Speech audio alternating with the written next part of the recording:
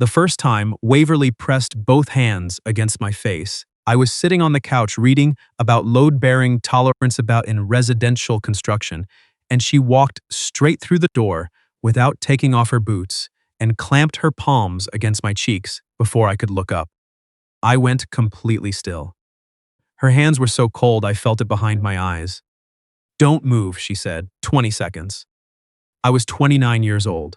I had a degree in civil engineering. I had, on 2 separate occasions, talked people off scaffolding during wind events. But when Waverly Osi Bonsu looked down at me with her camera bag still over one shoulder and snow still melting in her braids and said, "You run warm," I forgot what I had been reading. "You could use the tap," I managed. "The tap takes longer. I have a kettle." "Joel," she said my name like it was a full sentence. "I have been standing in an outdoor market in -28 for 4 hours. Please stop suggesting appliances." That was the thing about Waverly. She said unreasonable things in a voice. So reasonable, I never knew how to argue. She had moved into the second bedroom of my condo in Kensington 6 months earlier, after her own lease ended, and the new building on 10th Street wasn't ready until March. She was 26, worked as a freelance food photographer, and had responded to my listing with exactly 2 questions. Did the unit get good natural light in the afternoon? And was I the kind of person who left cabinet doors open? I told her the light was excellent between 2 and 4.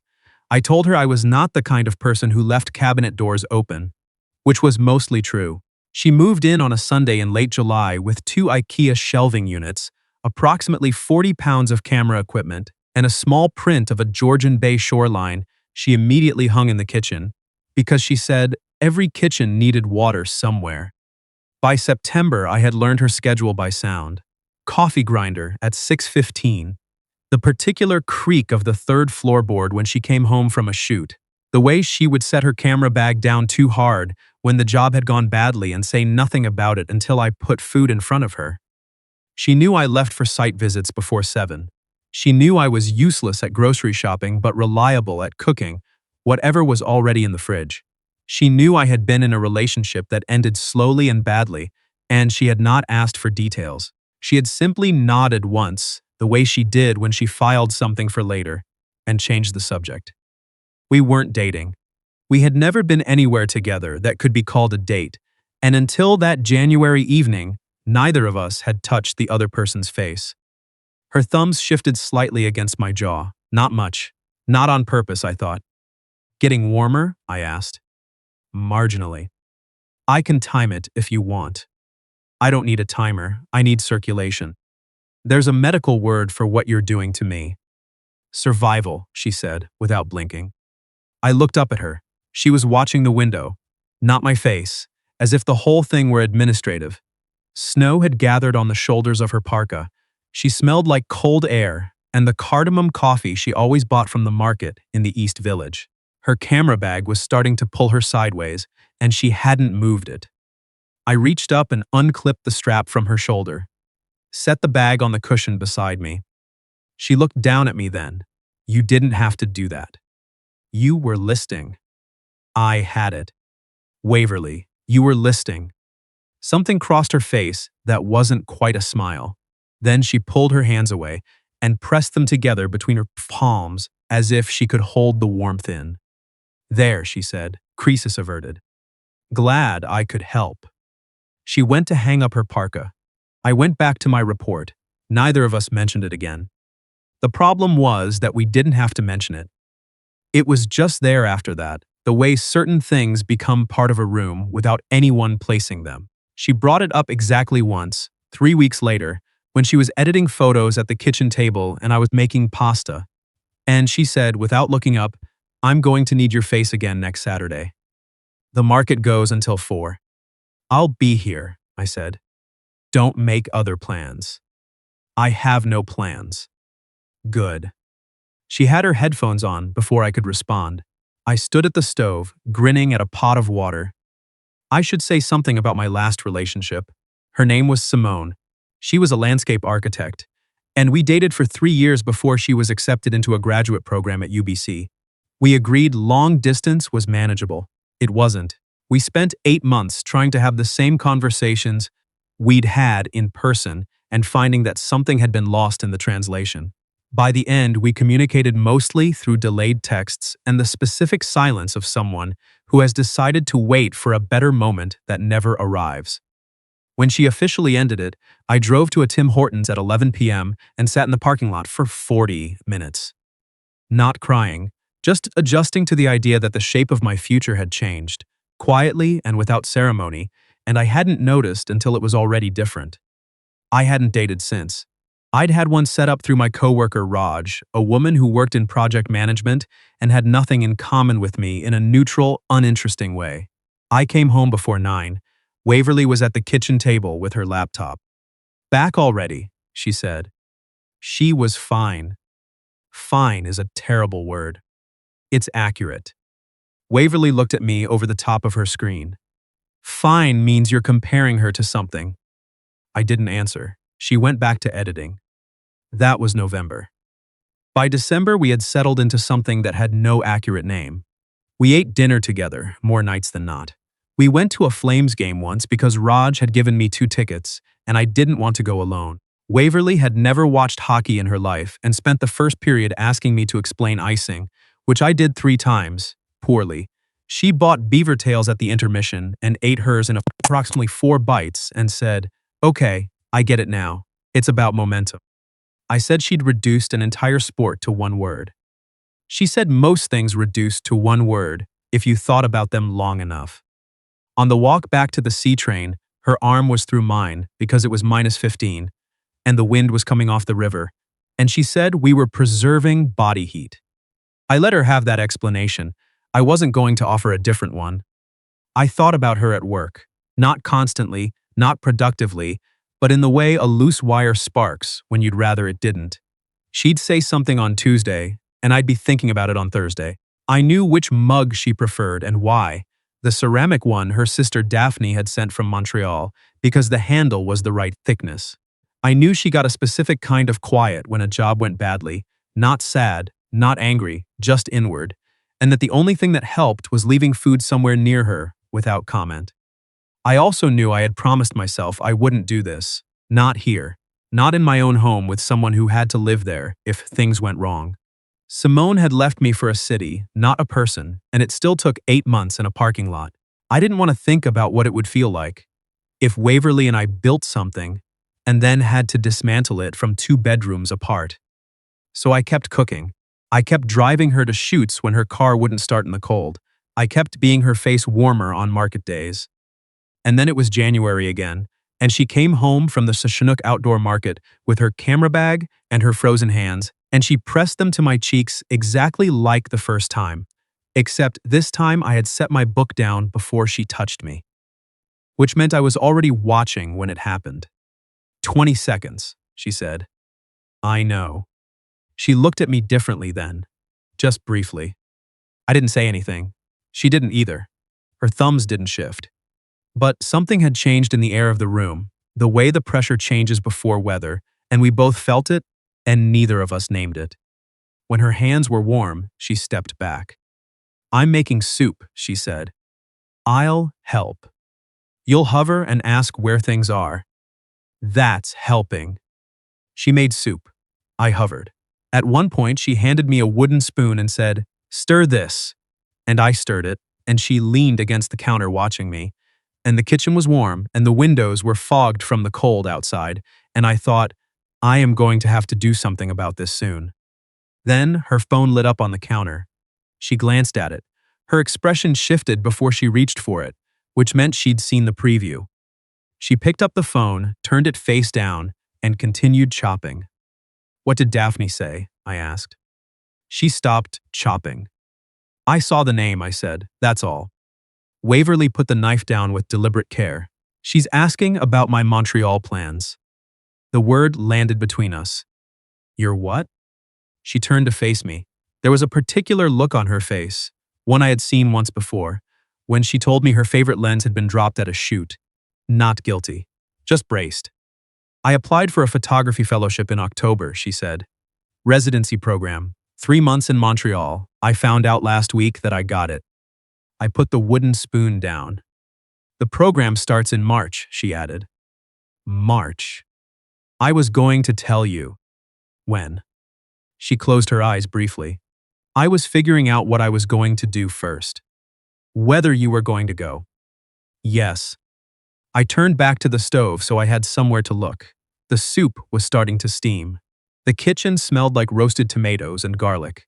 Outside, the Bow River wind was picking up, and the window frames rattled once. That's a good fellowship, I said. Yes. You should go. The silence after that was the specific kind that means someone expected a different answer. I know I should go, she said carefully. That's not the part I'm figuring out. I looked at her over my shoulder. What's the part you're figuring out? She didn't answer right away. She picked up the knife again, looked at it, set it back down.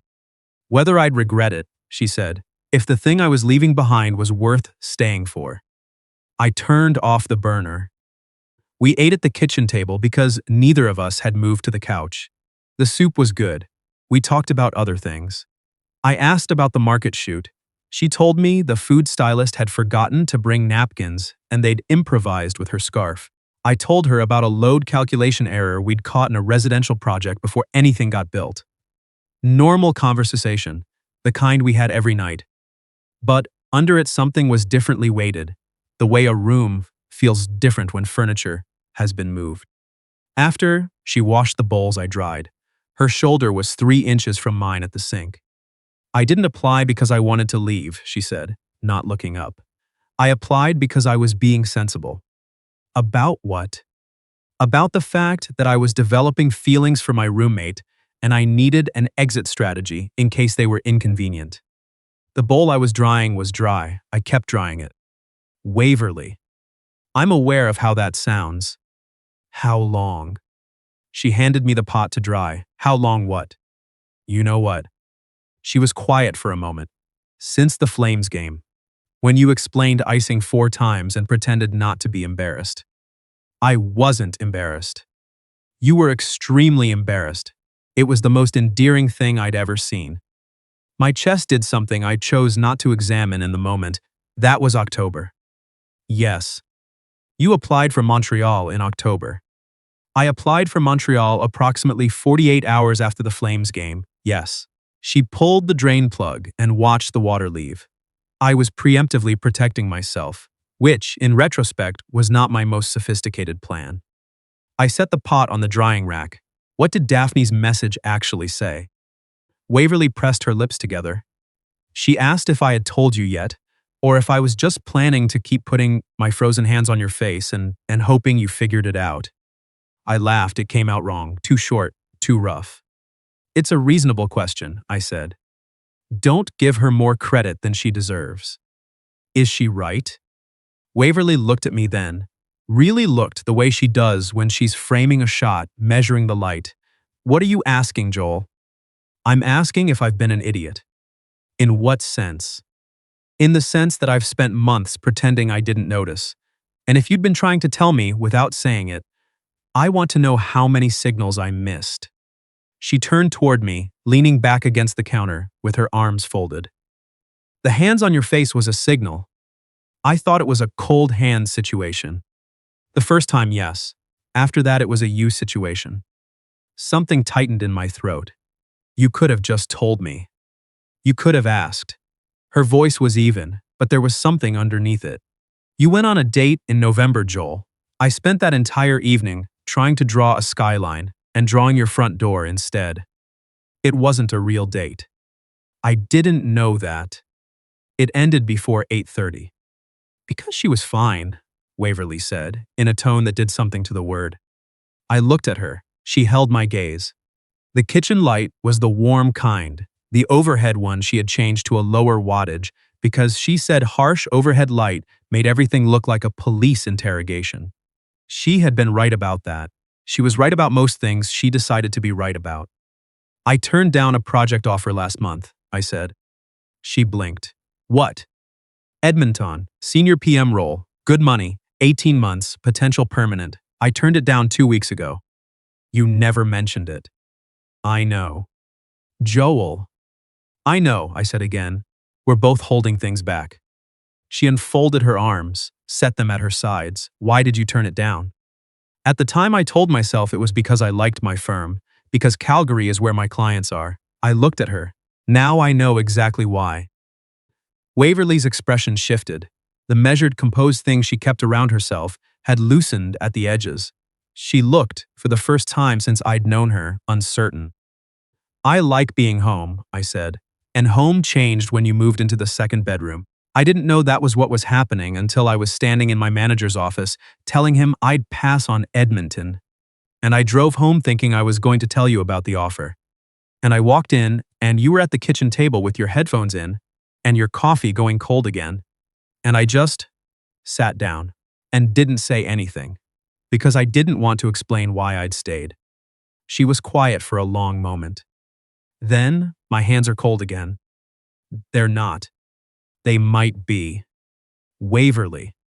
She took the 2 steps between us and pressed both palms to my face.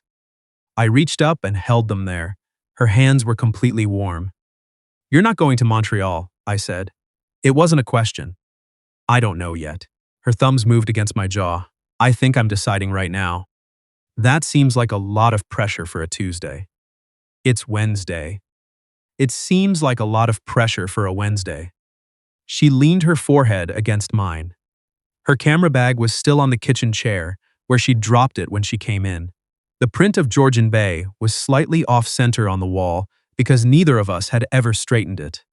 The soup pot was still warm on the stove. I'm not good at this part, she said quietly, the saying it out loud part. I know, me either. But I think you should know. She stopped. Started again. I think you should know that the 20 seconds was never about warm hands. I kissed her. She went still for exactly 1 second, the way a room goes quiet before a sound, and then her hands slid from my face to the back of my neck, and she kissed me back. And the space between us that we'd been carefully maintaining for 7 months collapsed all at once, and I thought, there it is. There it finally was. When we broke apart, she kept her hands where they were. Her eyes were still closed. Well, she said. Yeah. I'm not going to Montreal. You don't have to decide tonight. I've decided. She opened her eyes. I decided when you said you turned down Edmonton. I brought her hands down from my neck and held them between mine. You earned that fellowship. I did, and there'll be other ones. She looked at our joined hands. I spent 7 months planning an exit. I'm done planning exits. We stood in the kitchen for a while, not kissing again right away, just standing, which sounds like nothing and was in fact everything. Then she said, you still have to tell me about Edmonton. I told you about Edmonton. You left out all the details. There aren't many details. Joel, she said my name like that again, full sentence. Sit down and tell me about Edmonton. I sat down. She made tea. We stayed at the kitchen table until past midnight, talking about the things we'd been circling for months. She told me she'd almost knocked on my bedroom door in November. The night I came home from the date, I told her I'd noticed she'd gotten quiet and I'd pretended not to, which was either sensitivity or cowardice, and I wasn't sure which. Both, she said. Usually those are the same thing. That's bleak. It's honest. She drank her tea. I watched her. At some point, her feet in their thick wool socks came to rest against mine under the table. Neither of us remarked on it. Are you afraid? She asked. Yes. Of what specifically? I looked at the table. My last relationship ended because we tried to hold something together across a distance. We thought the relationship was the problem. It was us. We'd already started pulling apart before she left, we just didn't know how to say it. I looked up. I've been terrified of building something in the same space where I'd have to watch it fail. This is your home, she said. Yeah. You'd rather have no chance than a real one, if there's risk attached. Put like that, it sounded like what it was. I'm working on it, I said. She set her mug down.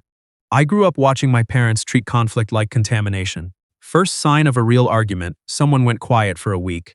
I learned not to need things out loud. It felt safer. She met my eyes. I put my cold hands on your face. Because it was the closest I could get to telling you without telling you.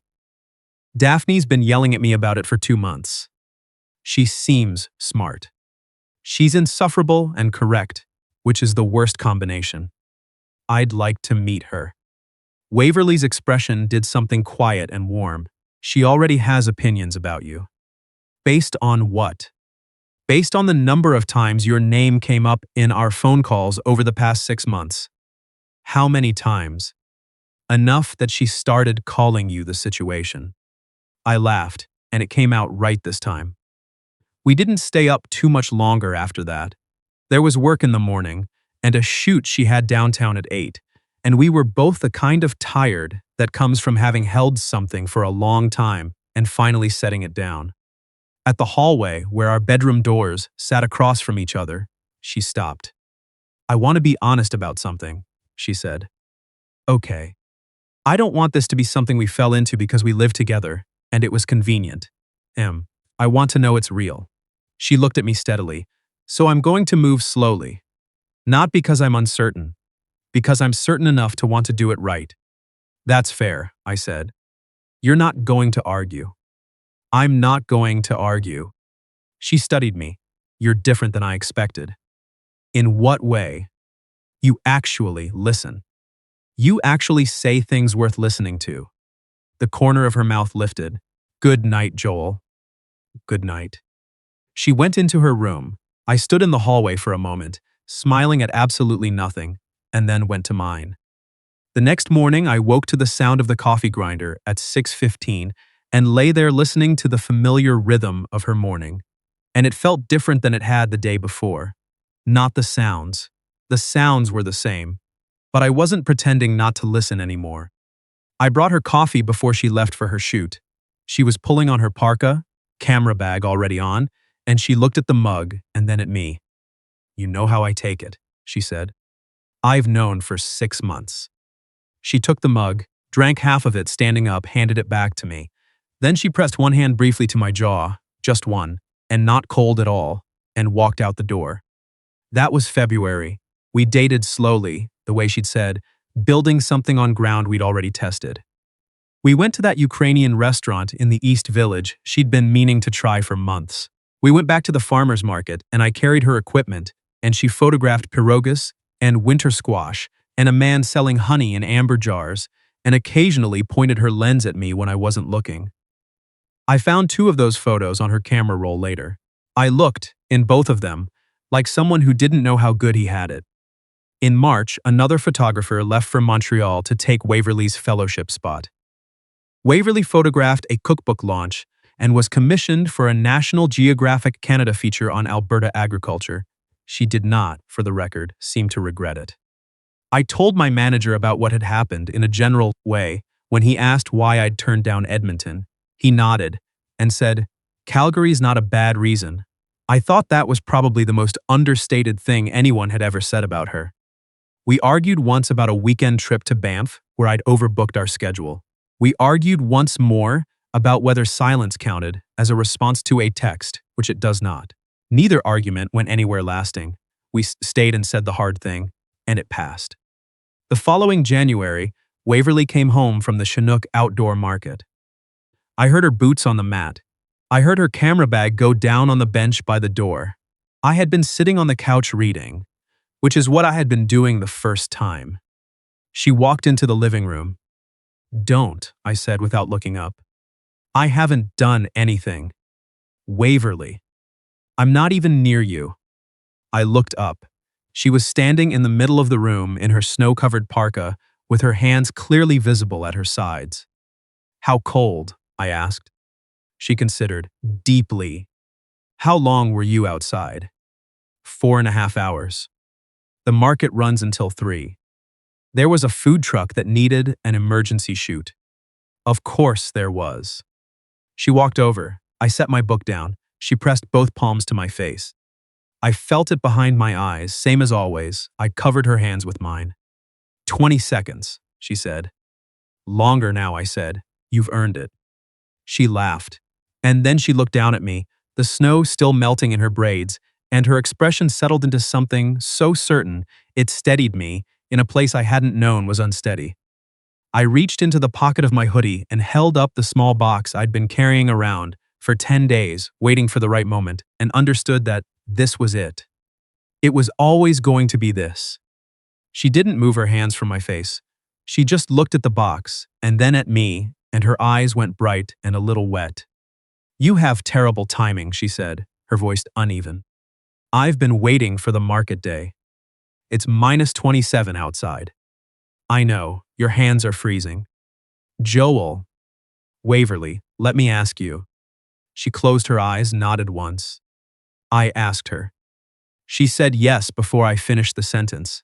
Then she took her hands off my face and put them around my neck, and I stood up with the ring in my hand, and the whole shape of everything shifted quietly and without ceremony. And this time I noticed exactly when it happened.